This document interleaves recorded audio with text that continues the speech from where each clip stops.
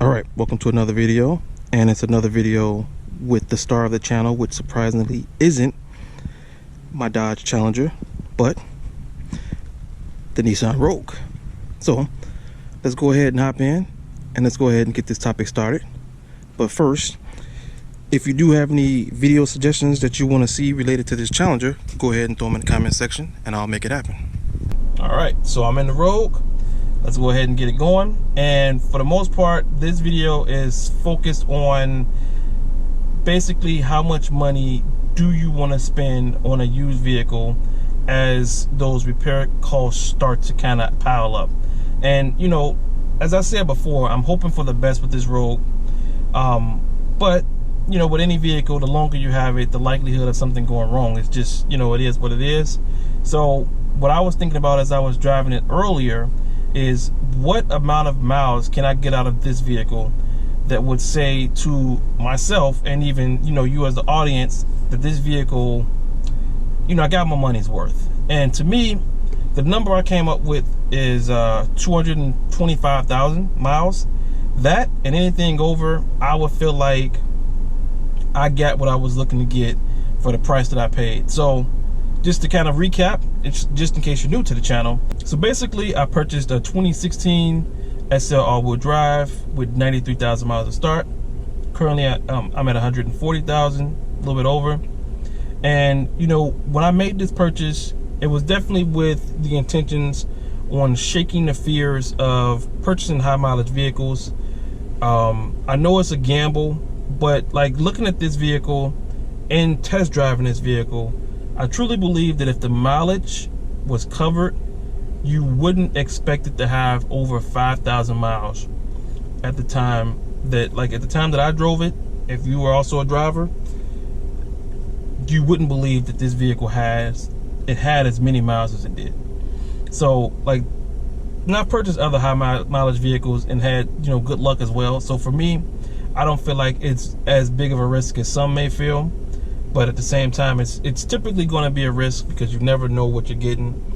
This vehicle here just seemed like it was well taken care of, and so I felt confident with go ahead and rolling the dice on it.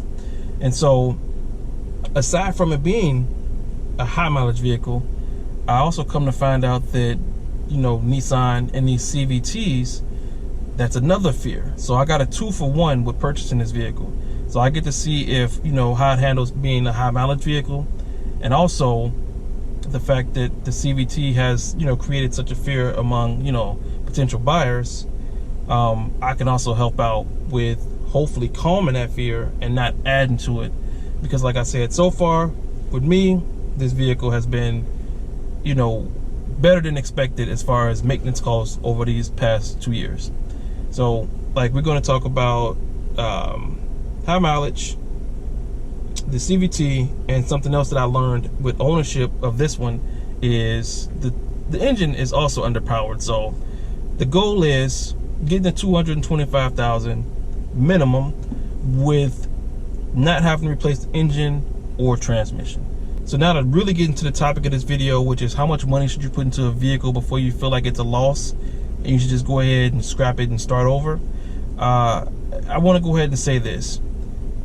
This Rogue was purchased with for 15,000, and given any and every benefit, like 0% financing, incentives, and all, to get a new Nissan Rogue like similarly equipped, I would say minimum 25,000. So we're talking about a 10 grand difference between what I purchased my used one for and what you can get a new one for. So I want to stop, ask the question, how much money would you consider, like how much money would you put into this vehicle before you felt like no more? And when I say that, I mean like this vehicle specifically as I've described it. So, you know, excellent interior, excellent exterior. So like, if this was your vehicle, like how much would you feel like you were willing to pump into it before you said, that's it, no more, it's out? Definitely leave your answer in the comment section. And basically, for me to answer that question, I want to say $5,000 is a magic number that I don't want to go over for total maintenance cost that's not related to wear and tear items. And I picked that number because, like, if you're going to go used versus new, and if you keep piling up expenses, they get so high and close to the point where at the end of the day, it's so close to the cost of new. It was like, well, what was the point of buying used and dealing with the headaches that come with these repairs and the time wasted, like all of those factors involved. If it gets too close to the total cost of new, you really didn't save any money.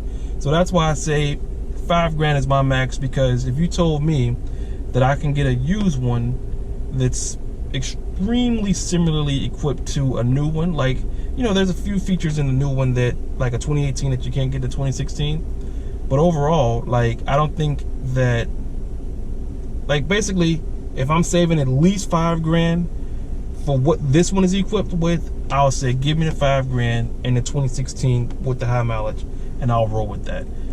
So that's really the key for this vehicle. I really wanted to focus on, like, get the conversation started on, if you've purchased a high mileage vehicle before, you know, how did it turn out for you? Like, what kind of vehicle was it? How well did you take care of it? And you know, how long did it last?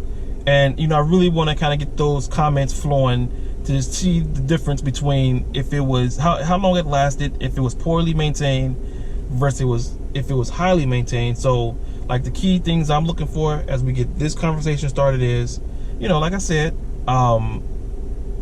you know, the mileage, what kind of vehicle, how well you took care of it, and the key is also, like, the condition that it was in when you purchased it, because that's a huge factor.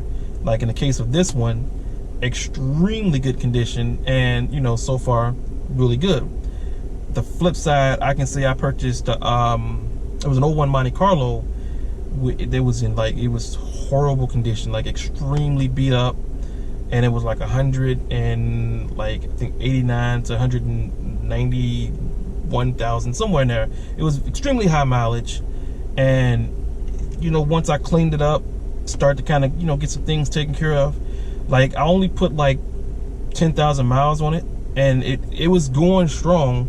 And the only thing that really I had to get rid of it is because I tried to play mechanic on it myself, and a simple fix turned into a major engine issue. So, you know, like, there was a lesson learned on my part with, you know, trying to play mechanic on certain things. But overall, the thing is this: I have an example of a vehicle that was poorly maintained, you know, before me, that would have lasted for, in my mind, like, I still had that Monte Carlo for like at least 2 years, and it was still going strong.